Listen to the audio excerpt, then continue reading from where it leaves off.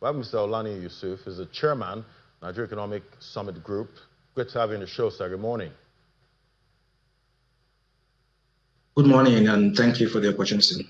Fantastic. Always good to have you. And, definitely we started recording the grid collapses in the new year, 2026. And we're talking about renewable energy at this point. What reforms must Nigeria, implement in its energy sector to deliver, reliable, affordable, and sustainable power? We know that keyword there, affordable. It's quite pricey paying for power these days. Right. Thank you. I think the issue of power, if we don't realize how important it was, the last 2 days have just been a stark reminder that I see a lot of work for us to do in terms of power. And I think the most important thing, to my view, is really just for us to be more urgent and to be more purposeful in execution, in executing some of the plans. So let me give you an example. We have this Siemens power project that is aimed to help us get to 25,000 megawatts of power from our current 5,000, 7,000 megawatts of power. That project was signed for implementation in 2019. And today, last year, we've just finished phase 1, that got us up to 7,000 plus, and we started phase 2 in August 2025. So that's 6 years after. Contrast that to Egypt. Egypt in 2015 signed an agreement with the same Siemens to generate 16,000 megawatts. And it was done and delivered in 18 months, 1.5 years. So whereas Egypt spent 18 months to deliver 16,000 megawatts of power with Siemens, Nigeria is spending since 2019. And so for me, I think the first thing is really just that, being more purposeful with execution. And the second is focusing on an energy mix. So it's hydro, is solar, is renewable, is gas. And using those mix where they are relevant. So solar in the north, hydro in the middle belt, gas in the south. And that means we need to develop policies to support gas supply to the power sector. We need to tackle the issue of the central grid. The nation cannot afford one transmission, one central grid.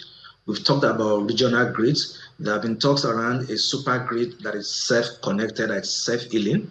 And so we've got to focus on decentralizing our grid structure such that power can be used closest to where it's generated.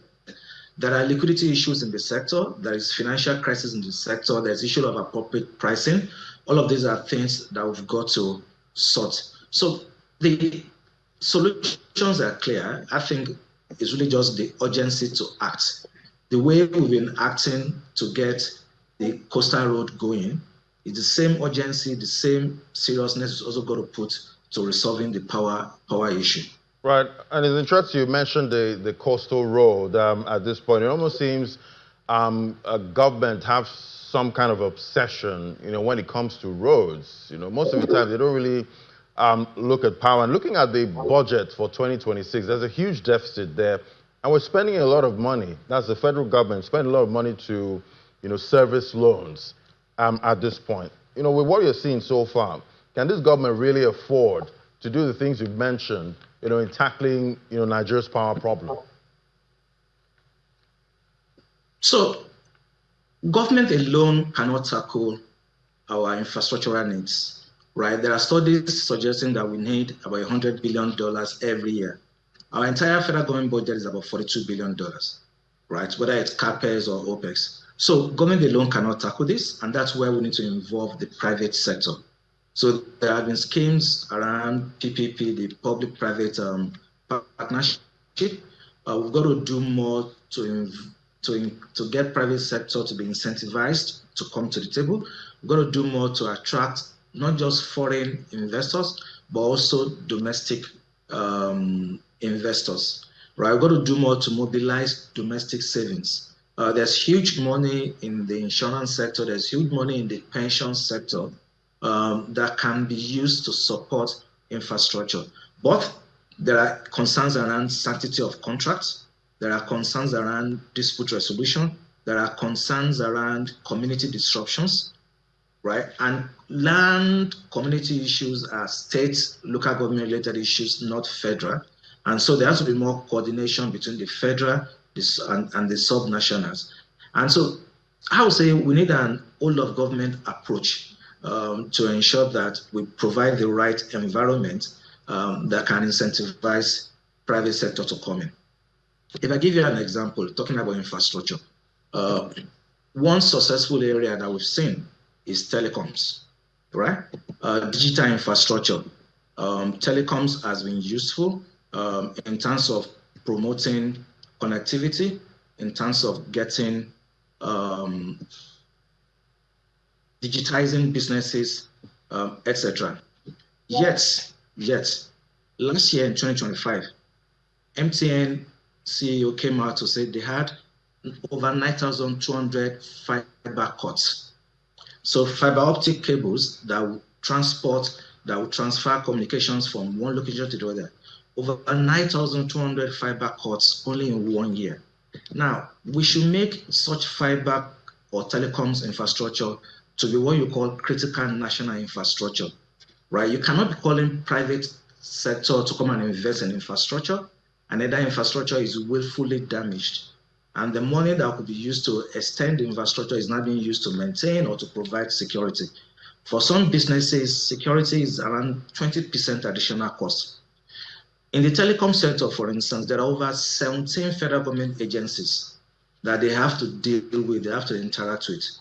Now, for most rational investors, that is 17 too much. So again, how do we ensure ease of doing business? How do we ensure reduction in the cost of doing businesses? And that's part of the things that will promote private capital, and that will then help us be able to invest to create the kind of infrastructure that the country urgently needs. Right, and definitely we had the 31st summit last year. A lot was promised, a lot of agreements made. Can you walk us through some kind of have we seen any reforms so far that's bearing fruit in 2026 that's given us direction that we're seeing some kind of steps being taken right now? Right. So I mean, policy advocacy and policy changes do take time. And the Nigerian Economic Summit Group is a private sector think tank that collaborates with the public sector, with the Federal Ministry of Budget and Economic Planning, with the Minister for Finance and the Coordinating Minister for the Economy, with the Minister of Trade. So we do collaborate with them, and we take our ideas to them. Interestingly, all of these ministers, over 12 ministers were in attendance at the Economic Summit last October in 2025. But to give you just two examples, if we take the energy industry, so oil and gas, at the summit, there are a number of suggestions made by folks at the summit, including how we can promote incentives, how we can promote fiscal frameworks that will attract additional investment.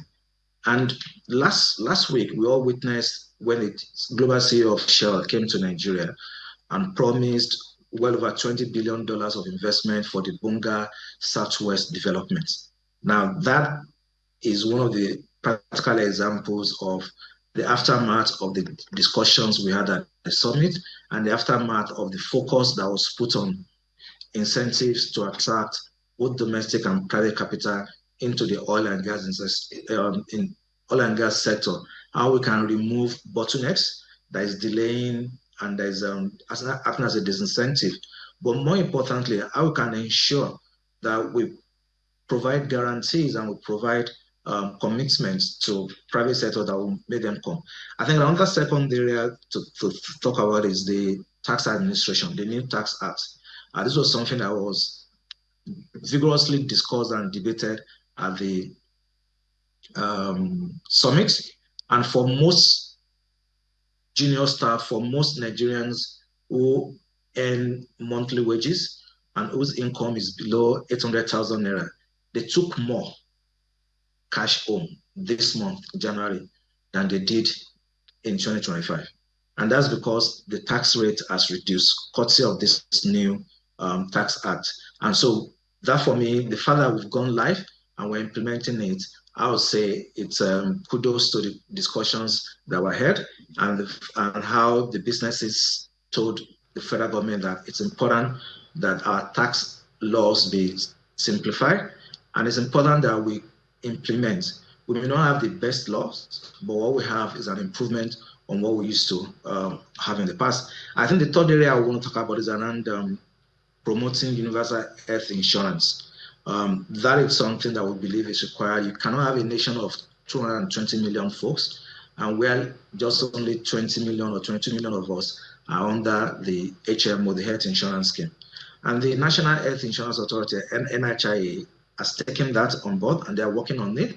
And a few weeks ago, they actually did publish requests for research to promote how we can find innovative ideas to unlock universal healthcare schemes. So those are three areas where discussions that I held in October last year are already translating into results for Nigerians. Right. I will definitely keep tracking those results at this time. Thank you so much for coming on the show, sir. Mr. Olaniyi Yusuf, the chairman, Nigerian Economic Summit Group. Thank you for sharing your thoughts this morning. Thank you.